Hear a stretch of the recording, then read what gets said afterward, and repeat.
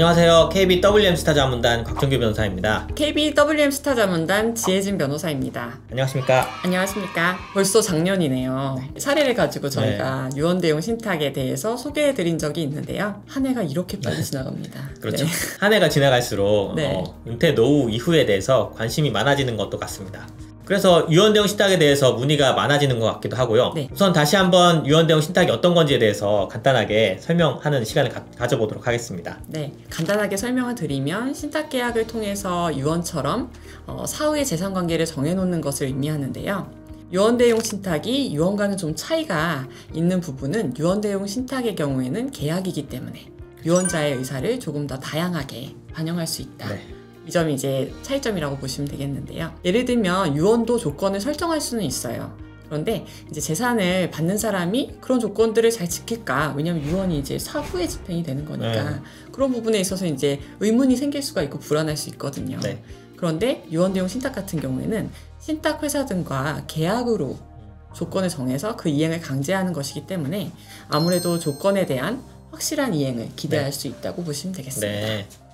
그런데 말로만 해서는 선뜻 이해가 가지 않을 수도 있을 것 같습니다. 그래서 지혜진 변호사님이 유언대용 신탁 관련해서 상담을 최근에 상당히 많이 하고 계신데 네네. 요새 덕분에 신탁 전문가로 또 거듭나고 계시다고도 들었습니다. 네, 저희끼리 이제 신탁 전문가 부르고 있죠. 네. 혹시 그러면은 상담했던 사례 중에 네. 고객들께서 유익하다라고 생각할 만한 상담 사례가 있으면 소개 좀 부탁드릴게요. 제가 이제 상담했던 사례 중에서 조금 각색해서 말씀을 드리도록 하겠습니다. 저는 어머님과 이제 상담을 한 건데 어머님은 이제 고령이신데 자녀가 2명이 있는 상태인데 자녀 1명 B는 사이가 좀 안 좋았는데 게다가 이제 외국으로 이민을 가면서 아예 연락이 끊긴 상태고 자녀 C가 있는데 이제 C는 A 곁에서 이제 A를 돌봐주고 또 부양하고 하면서 함께 거주하면서 같이 있는 자녀예요. 그래서 A가 이제 고령이다 보니까 사후를 걱정할 수밖에 없고 그 과정에서 이제 자녀 C에게 좀 거주하고 있는 부동산이나 금전을 물려줬으면 좋겠다라고 하는 의중을 갖고 계신데 이런 의사를 실현하기 위해서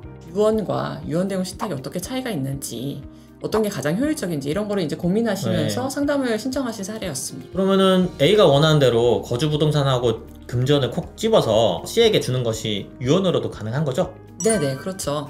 유언이 있다면 이제 유언장 내용에 따라서 이제 재산이 이전되기 때문에 유언으로도 가능해요. 유언자의 의지대로 유언장에 이제 상속 비율을 정해가지고 남겨둘 수도 있고 또 특정 재산은 특정인에게 주겠다라고 이렇게 유언으로 정할 수도 있습니다. 네. 다만 이제 유언 같은 경우에 이제 가장 흔한 방식이 자필 유언이랑 공증 유언인데 그렇죠. 자필 유언 같은 경우에는 이제 그 실제 집행을 하기 위해서는 가정법원에서 검인 절차를 거쳤을 때 집행이 가능한데 공증 유언 같은 경우에는 이런 검인 절차를 필요로 하지 않고 이제 또 비용이 든다는 점이 또 차이가 있다고 보시면 돼요.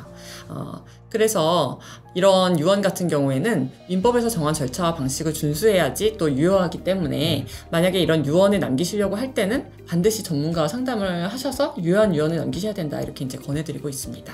그러면은 A가 유언대용 신탁으로도 가능한 건가요? 그렇죠. 유언대용 신탁으로도 가능합니다. A가 유언대용 신탁으로 하려면은 그러면은 유언과 비교해서 어떤 차이점이 있을까요? 유언대용 신탁은 아까 말씀드렸던 것처럼 형식의 계약이라고 말씀을 드렸잖아요. 네. 그렇기 때문에 이제 어머님 A가 생전에 이제 수익은 본인이 갖는 것으로 하고 사후에는 이제 주고 싶은 자녀인 C를 이제 정해서 수익이나 원금을 가져가도록 이제 정할 수가 있습니다. 그럼 이제 신탁계약상 생전 수익자는 A가 되는 거고 사후 수익자는 이제 자녀 C가 되는 것인데요. 이렇게 계약서에 정해두기만 하면 이제 계약의 상대방인 금융기관 신탁회사에서 사후 이 정해진 수익자에게 정해진 조건대로 이전을 해주기 때문에 수익자인 C 입장에서도 뭐 다른 상속인과 상속재산 분할 협의 절차를 거칠 필요도 없고 또 유언장과 관련해서는 뭐 검인 절차 이런 거를 알아볼 필요도 없이 그냥 뭐 바로 이전을 받을 수 있다는 점에서 신속하고 이제 간편한 그런 상속 집행이 가능한 그런 강점을 가지고 있는 게 유언대용 신탁이다라고 보시면 되겠습니다. 뭐 결국 유언보다도 신속한 집행이 가능한 게 유언대용 신탁이다라는 말씀이잖아요. 그렇죠.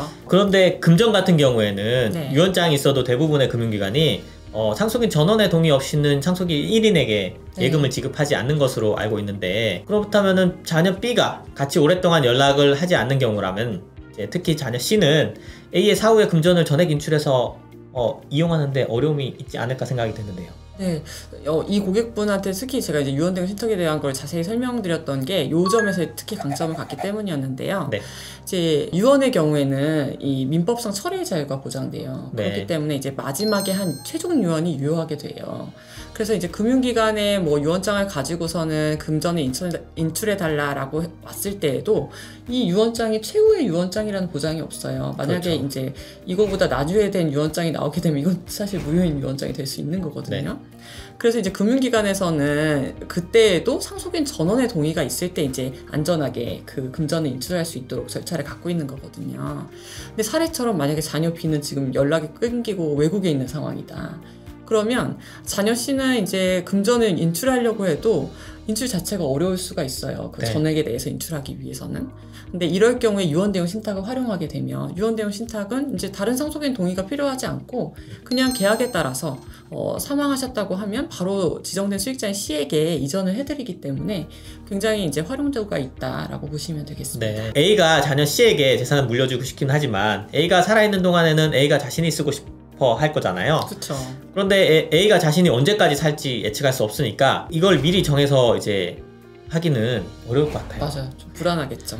그런데 유언 대응 신탁에 따르면은 A가 살아있는 동안은 A 마음대로 사용식 하다가 남은 재산을 이전하기로 정해두면 되니까 위탁자 입장에서도 생전에 유언 대응 신탁 계약을 체결함에 있어서 부담이 좀 덜할 것 같거든요. 네, 맞아요. 여기까지 오늘도 조금 이제 쉽게 유언 대응 신탁을 접근하실 수 있도록 실전 상담 사례를 알아보았는데요. 구독자, 시청자분들께 유익한 시간이셨으면 좋겠습니다. 저희는 다음번에도 유익한 법률 관련 내용으로 찾아뵙도록 하겠습니다. 감사합니다.